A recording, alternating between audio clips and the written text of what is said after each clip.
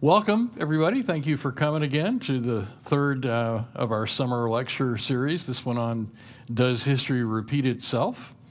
And I'm excited that we've been able to do this and that it's attracted some interest and attention. We're going to continue. We've already reserved the room, so to speak, for the next 3 months, and I'll announce a little bit about those next 3 lectures, which will be October, November, and December at the end.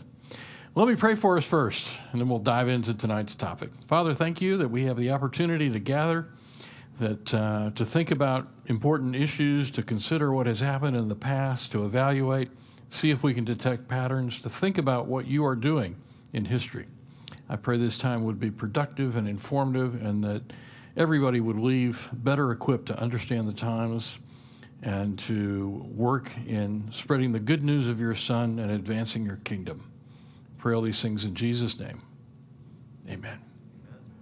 Okay, so just a word about the Francis Schaeffer Study Center. This is our 21st year of conducting classes. Our mission is to promote a biblical worldview through the study of history, literature, and art. And it was named for Francis Schaeffer, who was a very influential theologian and apologist, 1912 to 1984.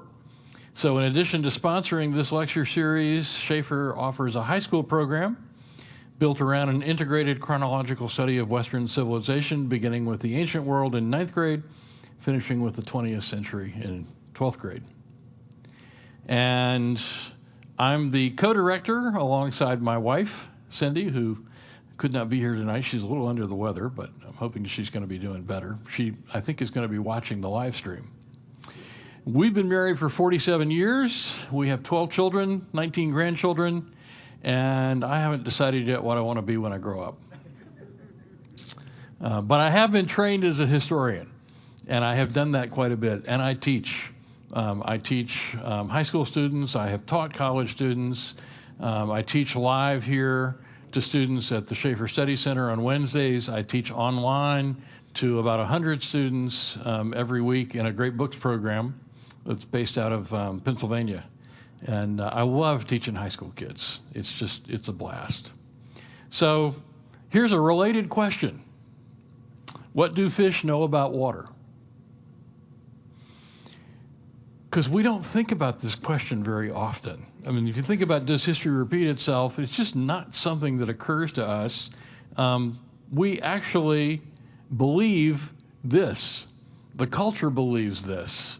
This has been the dominant framework that everybody has understood history through since the Enlightenment, since sometime in the 1700s. This is what everybody has believed, that progress is the description of the history of mankind from ancient to modern. It's always been progress, sometimes steeper, sometimes shallower, but things have gotten better over time. And the nice thing about this view of history is it gives you an optimistic attitude toward events in the future. If you believe everything is always going to get better with the passage of time, then in order for things to get better, you just have to wait, and things will inevitably get better. Everybody believes in this. We don't even think about it because it's the water that we, the fish, are swimming in, and we don't notice it. But it's not what people have always believed. Everybody believes in it now, and they believe it's inevitable. The other side effect of this, of course, is not as fortunate as the optimism that it generates.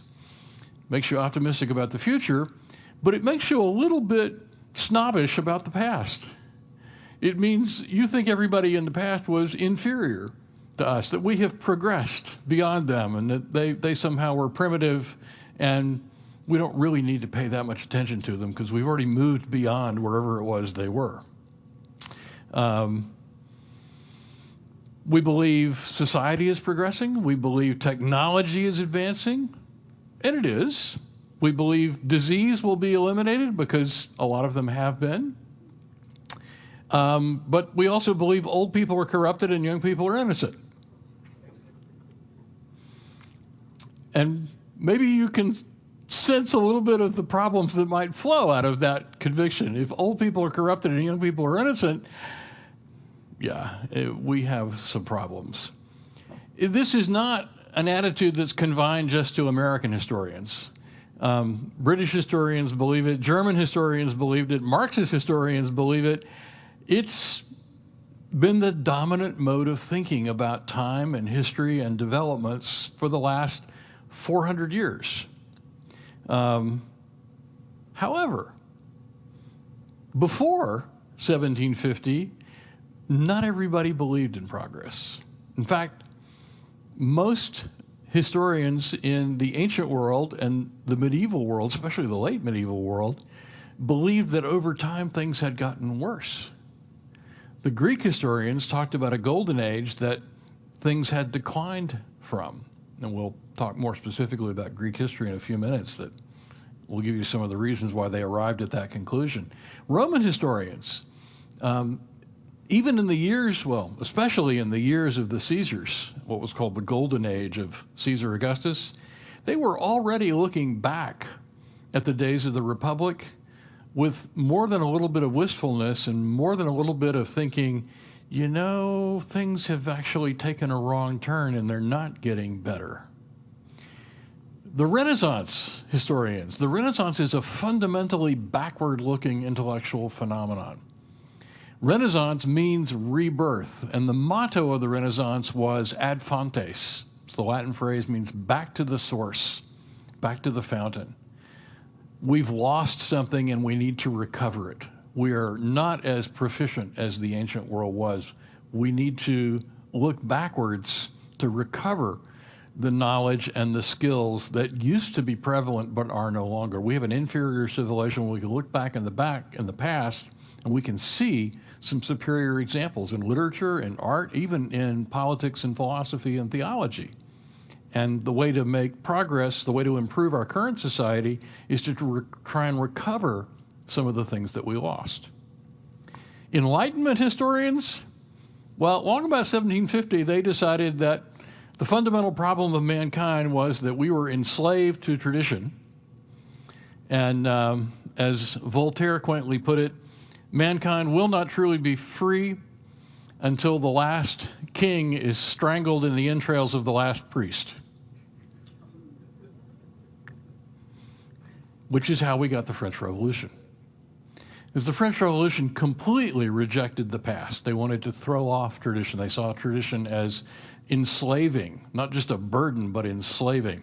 And that's kind of been the dominant mode. That's the dark side of the belief in progress, is the belief that the past is still oppressing us, and the quicker we can cut ourselves free from it, the sooner we will be free. Less talked about. It comes as a shock to most inhabitants of the 21st century, but progress is mostly a myth. There is nothing inevitable about it. The idea that the simple passage of time will allow things to improve flies in the face of experience. If you just wait for time to pass, will the dishes get washed? Will the rooms get cleaned? Did I mention we had 12 children? Yeah. If time passes, things do not automatically improve. Over time, does your car run better and better? And require less and less maintenance? Yeah, well, progress. It's unsettling to consider that maybe things are not getting better. It really is a truth we would probably just as soon avoid.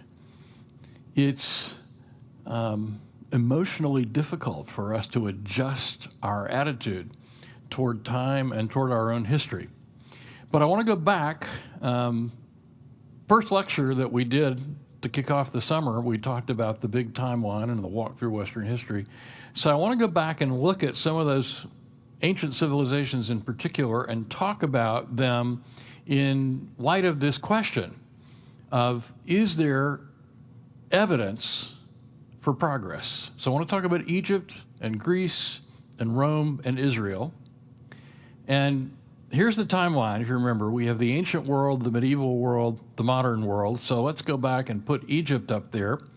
Egypt's got From about 2500 BC to about 500, 2700 is the Old Kingdom. Starting in 2000, you get the Middle Kingdom. Starting 1500 years before Christ, you have the New Kingdom. So if I have these three major periods of Egyptian history, and they divide them up by the dynasties, the families where the pharaohs come from that are ruling, I'm going to assume none of you are Egyptologists.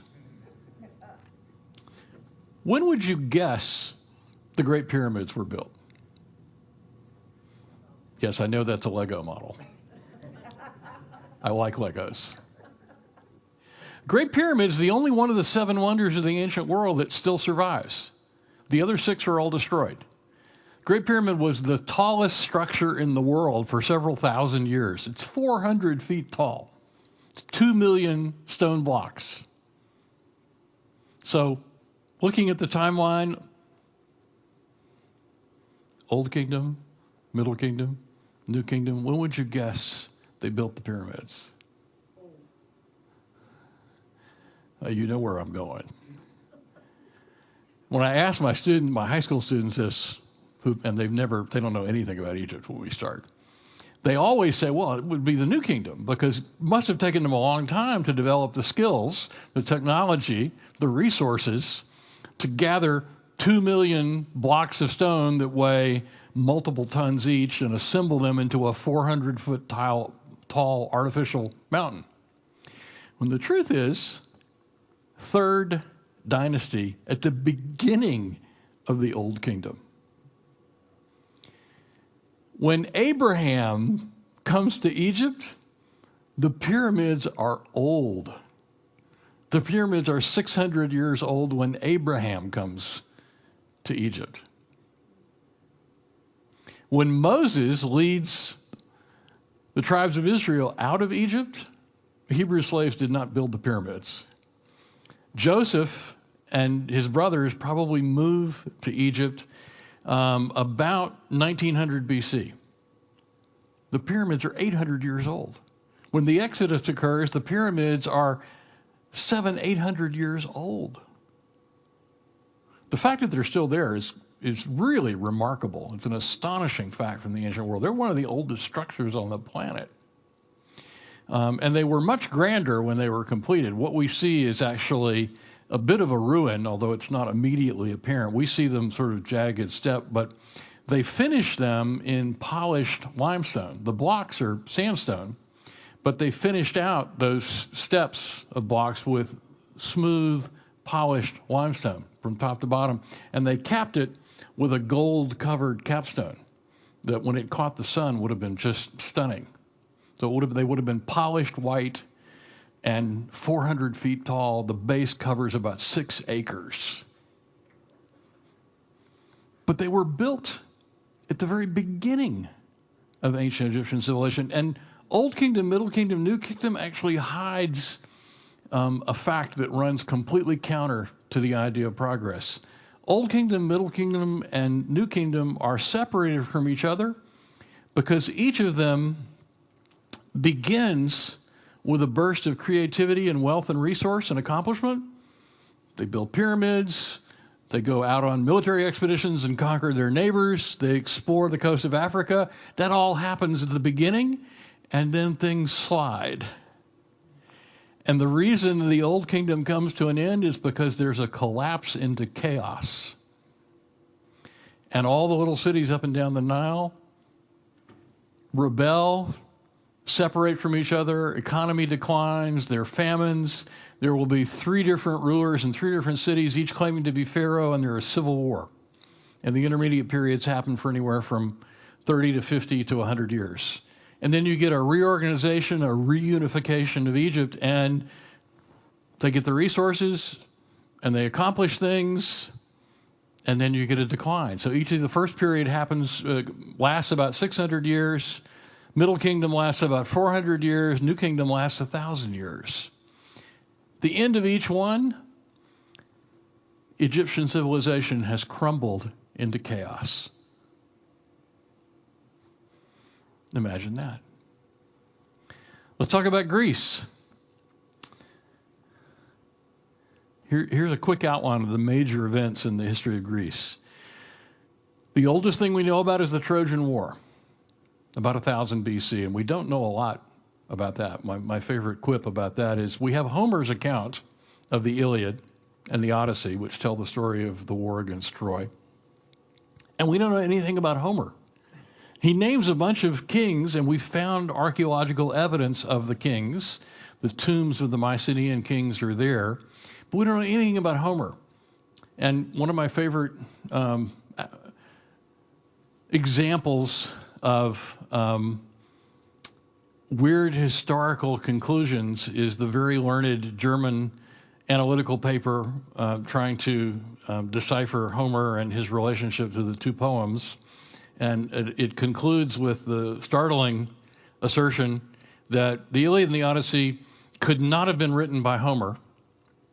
They must have been written by another ancient Greek poet with the same name. But since we don't know anything about the Homer who wrote them, it's like, but they couldn't have been written by that Homer, right? They had to have been written by another Homer, not the one you think, but another one that we also don't know anything about. Okay. We know Athens and Sparta get organized as city-states a century or two after. Athens and Sparta aren't really named in the Iliad and the Odyssey. They come later.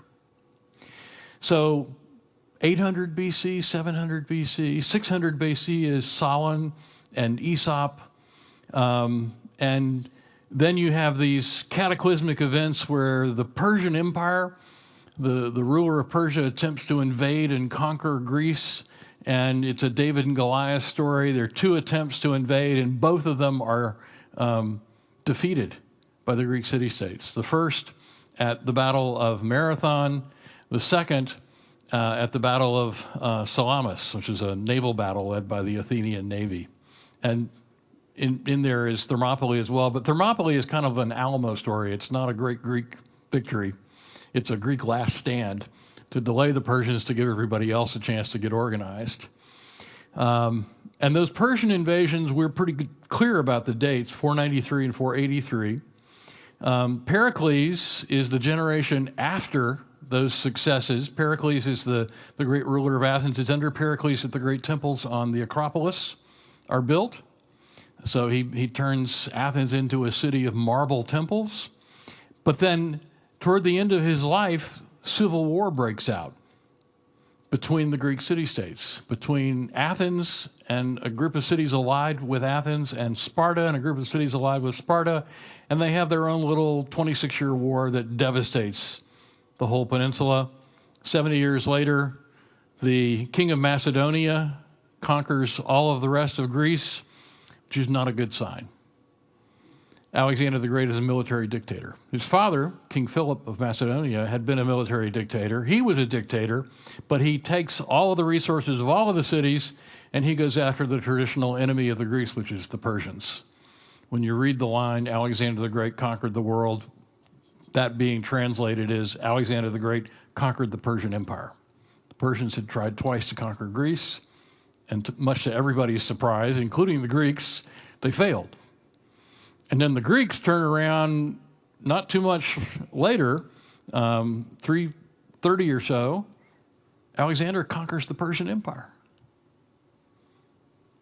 But when Alexander dies, the kind of hollow nature of Greek civilization at that point is revealed, because immediately upon his death, the vast territory that he had conquered shatters into 5 different kingdoms.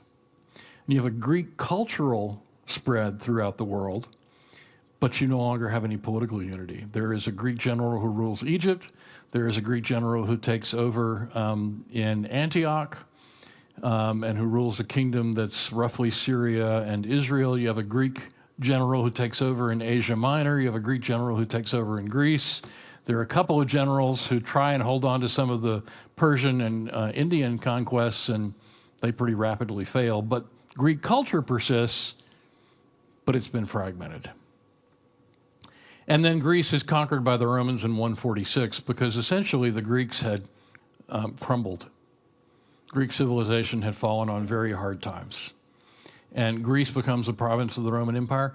And Greece remains a conquered, occupied, possessed country until the mid-19th century. The Greeks do not regain their independence until the 1840s and 1850s. They rebel against rule by the Ottoman Sultan, the Ottoman Empire. They're part of the Ottoman Empire. And the history of the Greek diaspora and the Greek suffering over those centuries under rule by outsiders, foreigners, rivals the history of the diaspora of the Jews. So the return, the revival of Greece as a modern nation is a miraculous event.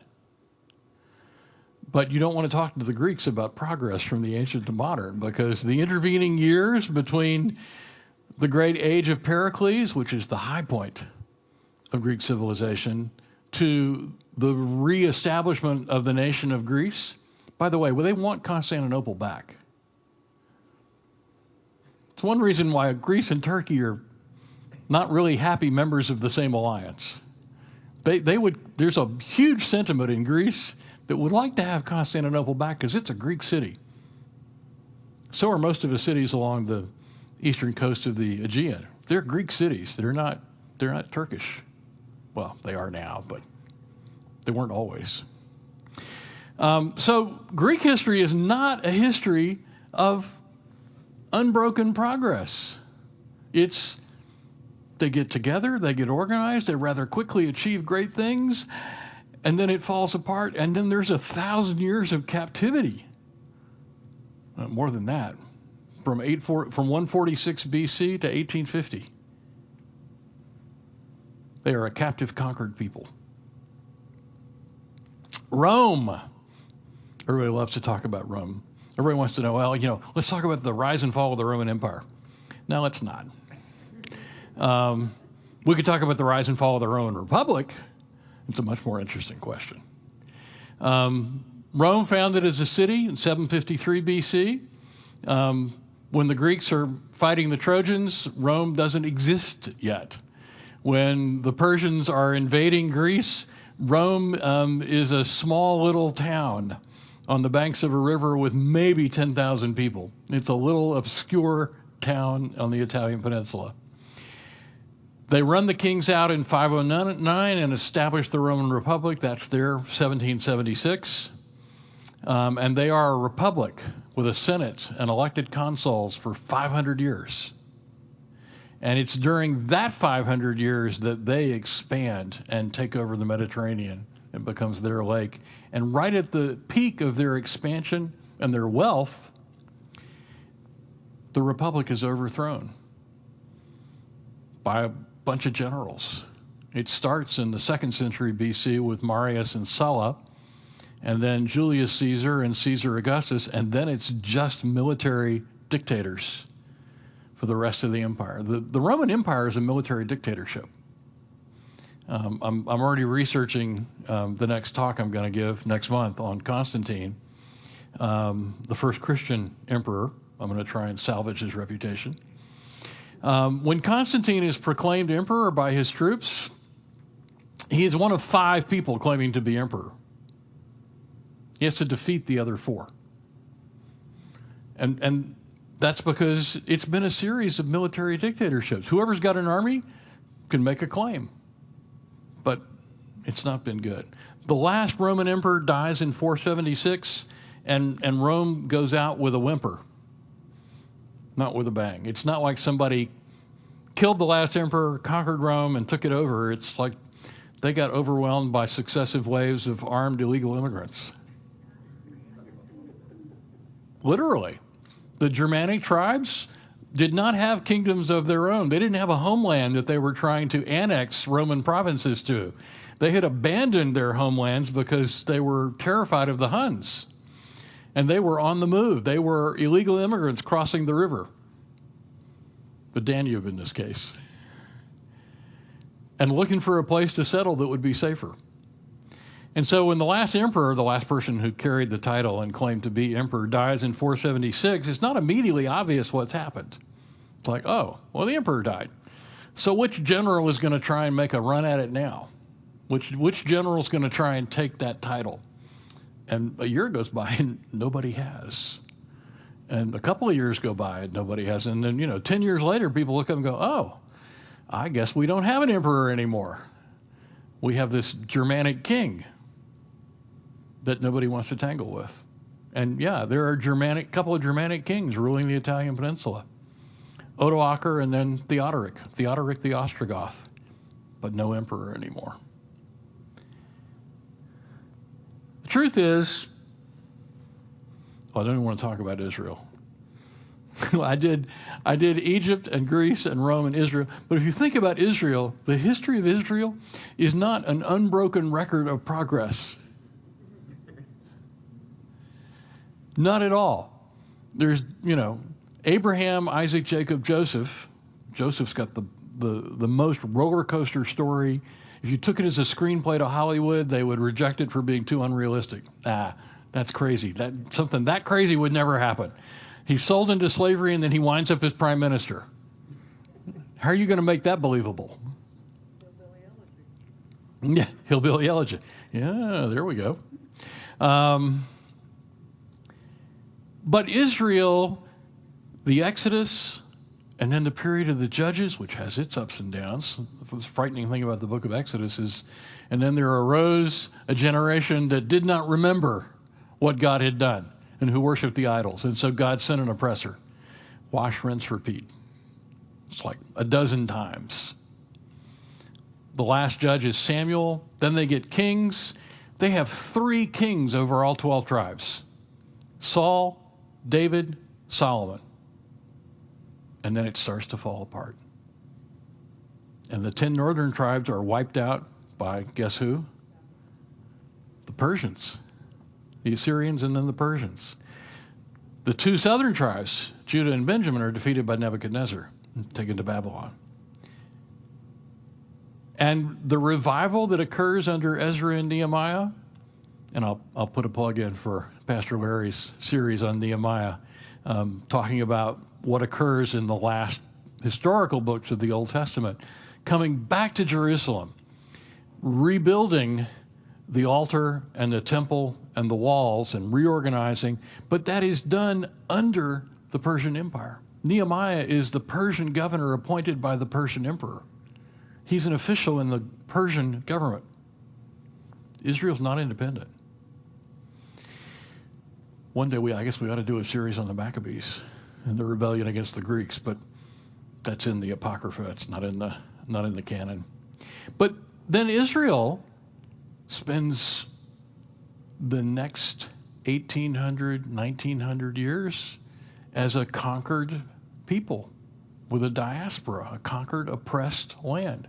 And the reestablishment of the nation of Israel is an even bigger miracle in historical terms. But you certainly can't say that the history of Israel has been an unbroken line of progress. If you think about the golden age of Israel, it's the kingship of David and Solomon.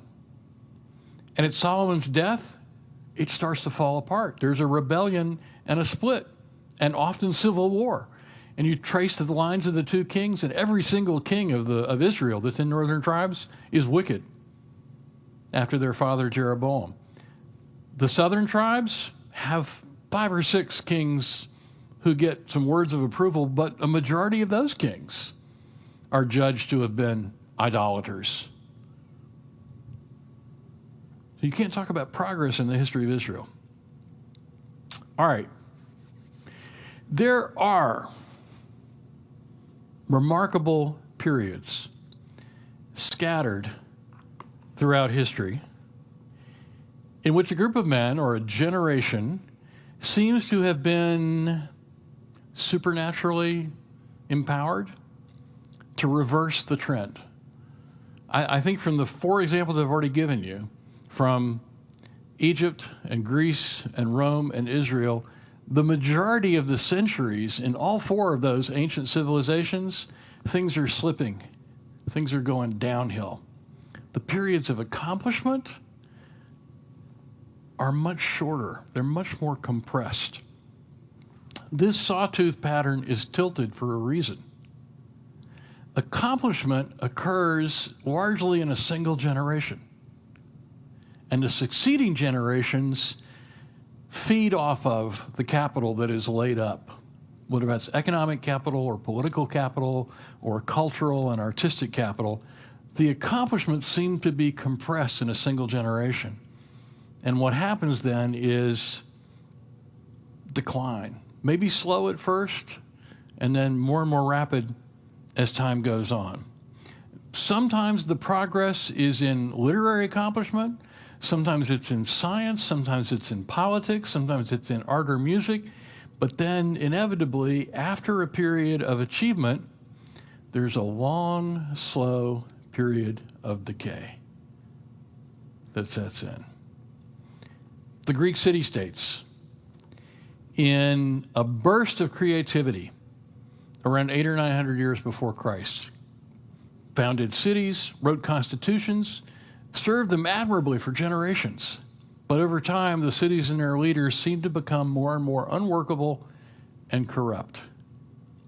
And eventually, most of the Greek cities were ruled by tyrants. And then they were conquered by the Macedonian armies of Alexander and then by the Romans. But there is that brief period. The Romans created a republic, 500 BC. And their founding story is quite admirable.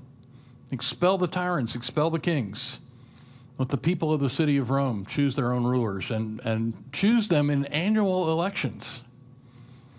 But over time, their structures developed more and more problems. Generals got more powerful, and people in charge in Rome politically began to use lawfare. They began to prosecute their political opponents and try and outlaw them. And when things degenerated into lawfare, the generals had no reason to give up their command of their troops. That's Julius Caesar's rebellion. Julius Caesar was recalled from Gaul, and he had a legion. He had conquered 1,000 cities, taken 1 million prisoners. And Pompey, who was the first man in Rome, said, okay, you've been up there for 5 years. It's time for you to come home. You need to turn your legions in Gaul over to a successor. And Caesar's going, if I come back to Rome without an army, they're going to put me on trial. And they're going to, at the very least, take all of my wealth. I'm not liking the echoes in my head right now. They're at the very least going to take all of my wealth, and they might put me in prison or kill me. And so he says, I'm not giving up command of my armies. I'm coming back from Gaul, but I'm bringing the army with me because you're not going to put me on trial. You're not going to take everything I've assembled. And that's the beginning of the end of the Republic. And then he sets the precedent of, if you have an army, you can achieve political power. And so his nephew, Caesar Augustus, has an army and defeats his rivals. And every Caesar after that is a general. The emperors, the military dictators who called themselves emperors and gods, but that 500-year period from Caesar Augustus is the high point. It is all downhill from there. And Caesar Augustus as a high point, it's really not because as an emperor, he has gathered all that much capital. It's because the 500 years of the Republic had achieved so much that they could persist for 500 years even as their political structures have decayed. They eat all that capital up. The decline of the city of Rome is particularly depressing and disturbing to contemplate. It grew to a population of 1 million by the age of Augustus, with running water and an incredible economic network around the Mediterranean. They were importing grain every year on huge fleets of ships from North Africa. Their breadbasket was the North African coast. They fed 1 million people. And the city was remarkably safe to live in. There was a remarkably prosperous middle class. And then by 410, there are already serious signs of incredible trouble. It is sacked in 410. and again in 455, and again in 472, and again in 546. And after 478, there's no longer an emperor. And the German kings choose Milan and Ravenna as their capitals. In 1305, the Bishop of Rome, who's by now taken the title Pope, himself abandons the city because it's too dangerous a place to live. And he moves temporarily to southern France. He's there for 70 years. They called it the Babylonian captivity of the papacy. Population of the city of Rome after 1305 falls below 20,000 people. They are literally camping in the ruins. And the few families, sort of tribal local politics at that point, the few families that still make a residence in Rome, take over the ruins of ancient buildings. One family takes over the Colosseum and converts it to their family tribal residence with apartments and little shanties in it. 3 or 4 other major structures. Travelers in the late Middle Ages describe what it was like to go to Rome and to come down the highways and the roads that the Romans had built to last. And they start seeing ruined buildings. They start seeing the remains of buildings that are uninhabited, bits of marble and statuary and villas and courtyards, and there's nobody living there. And they walk for miles, and they get to the inhabited part of the city, which is just in the middle of these ruined buildings stretching out in all directions. And when Italy revives, it's not really Rome, it's the northern cities that revive in 12th and 13th century. The Renaissance, it's an interesting phenomenon. It's a deliberate rejection of the idea of progress, the inevitability of progress. I mentioned its motto, which is looking back to the past. The writers, painters, leaders of the Renaissance looked backward in time to men who they perceived as more accomplished than themselves. They said, we don't build anything like the Romans did.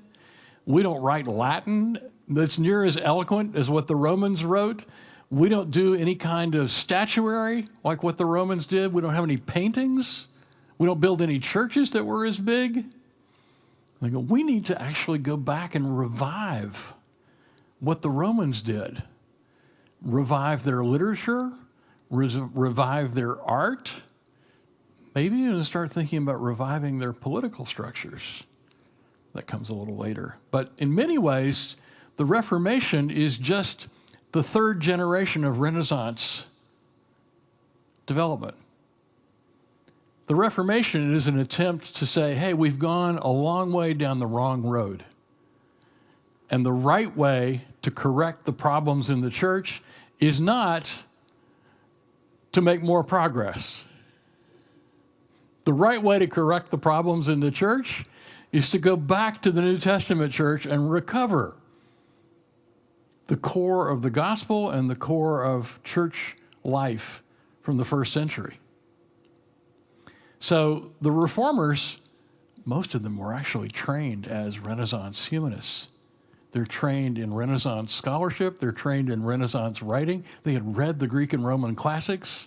They learned the languages, and it's learning the languages that were recovered by the first couple of generations of the Renaissance that enables the reformers to recover the original Greek and Hebrew text of the Bible and translate it for their people. And the revival of the ancient world in the Renaissance continues actually for quite some time. It starts in the late 1300s into the 1400s, but the political thinkers of the 17th and 18th century, including the American founding fathers, were continuing the Renaissance revival of Greek and political thought. The American founding fathers all read the Roman political commentaries. They all read Roman history. They all knew Roman history. That's why so many of our political institutions have Latin names. That's why we have a Senate and a House of Representatives. They were trying to recreate the Roman Republic very consciously. And most of us are familiar with this depiction of George Washington. This is actually a statue that's in Richmond. The state legislature commissioned this for their meeting house, but not too much longer after this, there is this statue, which has had a kind of a checkered history in terms of its location. Everybody was a little shocked by it when it was first revealed. That is French, or no, that's actually an American sculptor, although he was in Italy working in the time. Cost a fortune to get that statue back from Italy. And they put it outdoors at the Capitol, and people were kind of wondering, nobody ever saw George Washington with his shirt off. So we're not sure. But he is actually posed as a Roman consul. He's wearing a Roman toga. And it made its way eventually to the Smithsonian. It's now in the Museum of American History. I think it's up on the second floor if you want to visit it. So, does history repeat itself? Is it chart A, or chart B, or chart C?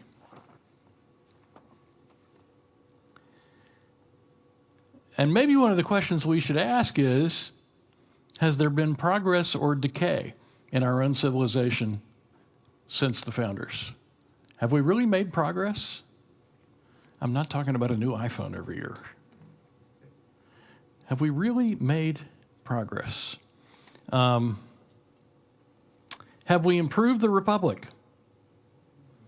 Or has it deteriorated and decayed? The answer to those questions have a lot of implications. If the republic has deteriorated, then maybe what we need to do is reverse directions and try to return to the ideals of the founders. We need to shed the mistakes of later, lesser political compromises. If we've progressed, well then, we need to continue correcting and eliminating the mistakes and omissions of the founders. But have we progressed? We have to ask ourselves, is our generation, the 21st century, really better equipped, more noble, admirable, and politically sophisticated than Washington, Madison, and Jefferson? That's the question that we should be preparing our teenagers to reflect on and begin to answer. And it's absolutely not the thing that's being taught in public education. The question never arises. The trick is to get our students to move beyond the simple models and to think critically about whatever time period they're studying, because there are times of achievement and accomplishment and progress, admittedly. We can give you examples from a bunch of different civilizations. But then there are also periods of decay and decline and deterioration that lead so often to some very incredibly tragic circumstances. So the question we have to ask is, what's going on? There's nothing inevitable about the arrow pointing one way or the other. You have to sort of evaluate, is this a generation that's making accomplishments, or is this generation feeding off of prior years and deteriorating? So if our students learn to step back and ask that question about the facts, and ask questions about the views of the historians who are supplying the facts, because the historians usually have an answer and a model that they're using and that they marshal the facts to support. But look at what all the contemporaries say. Look at what the historical documents say. If you can teach students how to do that, then they have a much more sophisticated understanding of history and the ability to think in a much more sophisticated way about our own age.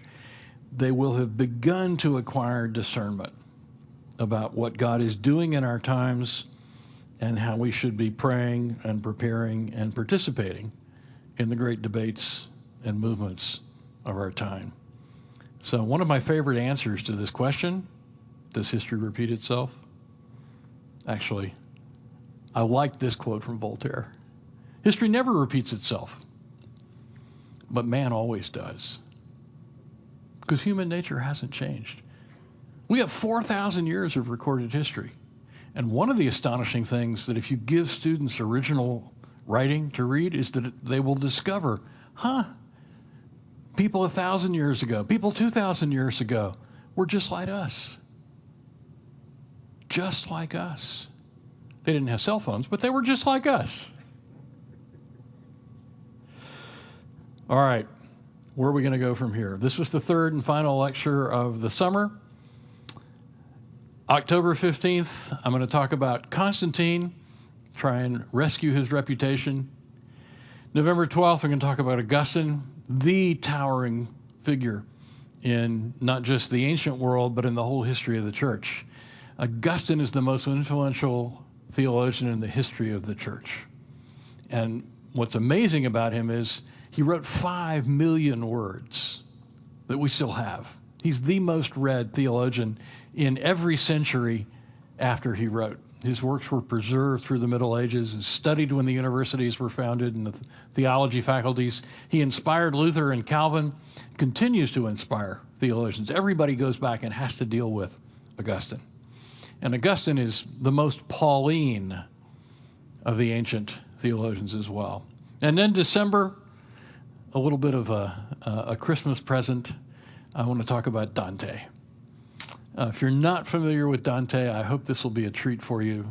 Dante wrote an epic poem, 100 cantos. Each canto is a poem about 130 lines long. So 100 poems, 130 lines long each, 34 cantos in Inferno, 33 cantos in Purgatorio, 33 cantos in Paradiso. And if you've just read Inferno, you don't know the story. You need to get to the end of the story, because at the end of the story, it's an epic journey. At the end of the story, Dante tries to tell us what it's like to enter into the presence of God and to describe in poetry and words what it would be like to see God.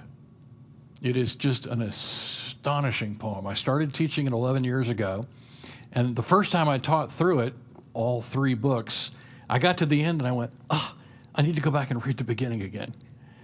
And every year since then, I've had the same emotional response at the end. I go, I saw things this time I never saw before. So I hope you will catch some of my passion and enthusiasm for Dante. That's all I got. I hope that was helpful. Thank you for coming.